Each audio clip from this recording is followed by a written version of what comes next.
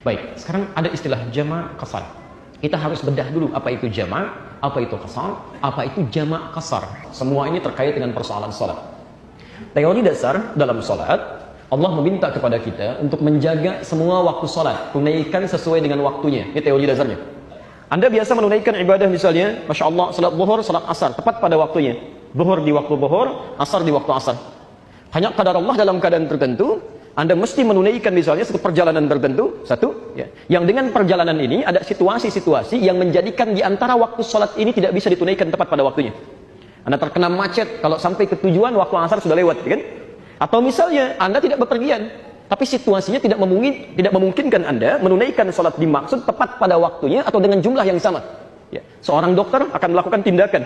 Ya, begitu saat dia akan operasi dimulai, diprediksi tindakan itu dari mulai zuhur sampai dengan menjelang maghrib melewati batas asar.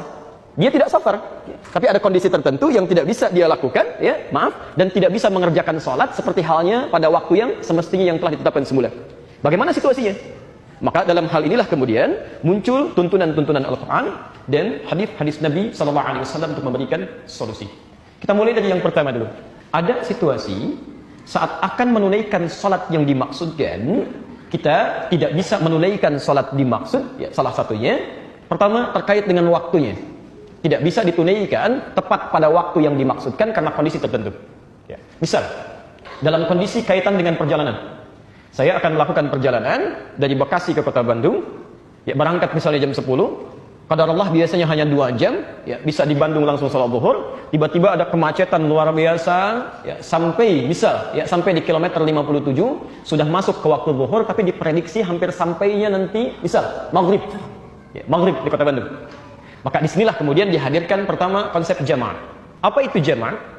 Jamak itu menggabungkan dua waktu salat yang jaraknya berdekatan untuk dikerjakan di salah satu waktunya. Awas, kita belum bicara qasar, ya. Kita baru bicara jamak. Zuhur lebih dekat ke mana? Asar, kan? Baik, jadi dari sini zuhur bisa dipertemukan dengan asar. Maghrib lebih dekat ke mana? Ke mana? Ke isya, gitu kan? Maghrib dekat juga dengan asar, cuman asarnya kan sudah ditarik ke zuhur. Ya, bertemu dengan zuhur. Tidak bisa 3 waktu disamakan. Maka maghrib didekatkan dengan isya. Baik, subuh lebih dekat ke mana? Baik, subuh tidak dekat kemana-mana, ya. Baik, karena itu oleh Allah dijadikan waktunya sangat lapang, kan? Dari isya ke subuh jauh, dari subuh ke zuhur juga jauh. Jadi tidak ada alasan bagi Anda untuk menjamaknya. Persiapan ke subuh pun begitu lapang. Jadi Anda bisa bangun lebih awal dan bisa berhenti lebih cepat untuk persiapan salat zuhur. Jadi jangan mengada-ngada besok saya jamak isya dengan subuh sekaligus, itu kan? Supaya bangunnya enak. Tidak ada, oke? Di konsep ini Anda perhatikan, tidak ada jamak salat subuh dengan yang lainnya. Baik, sekarang kita ambil contoh misalnya. Zuhur kita gabungkan dengan asar. Menggabungkan disebut apa tadi? Jamak. Anda tarik waktu asar ke waktu zuhur, diawalkan. Dalam bahasa Arab sesuatu yang diawalkan disebut dengan takdim. Maka muncul istilah di sini jamak takdim. Menggabungkan dua waktu salat dikerjakan di waktu yang pertama, di awal. Jelas di sini? Jika Anda akhirkan salat zuhurnya ke waktu asar, Anda kerjakan di saat asarnya, diakhirkan. Dalam bahasa Arab sesuatu yang diakhirkan disebut dengan takhir.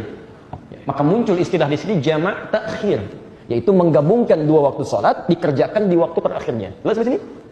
Baik. Nah, Bapak Ibu sekalian, pelan-pelan menjamak salat itu sekiranya bisa dikerjakan dalam waktu yang luang. Begitu Anda istirahat, saya nggak buru-buru lah, gitu kan? Nyampe di Bandung maghrib juga nggak ada sesuatu yang dikejar.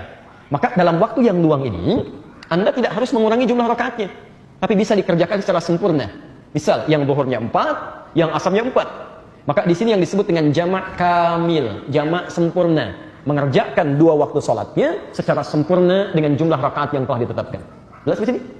Dan ini sering dipersingkat dengan istilah jamak saja. Saya jamak. Jelas, ya? Kondisi kedua. Saya mau perjalanan ke satu tempat. Mau ke Lampung misalnya. Flight pertama untuk penerbangan di waktu siang berlangsung schedule-nya jam setengah 1, ya, jam 12.30. Ke Lampung itu kalau menggunakan pesawat, qadar Allah itu paling lama 30 menit. Ya, 26 menit, 30 menit langsung landing, gitu kan? Nah, hanya waktu zuhurnya jam 11 sekarang misal 38. Ya, kadang-kadang semakin naik 11.50, gitu ya. Anda masih punya kesempatan sholat di situ untuk menunaikan sholat zuhur. Tapi yang jadi masalah kadang-kadang saat menunggu misalnya sampai ke iqamatnya ditunaikan 4 rakaat, orang sudah masuk ke pesawat.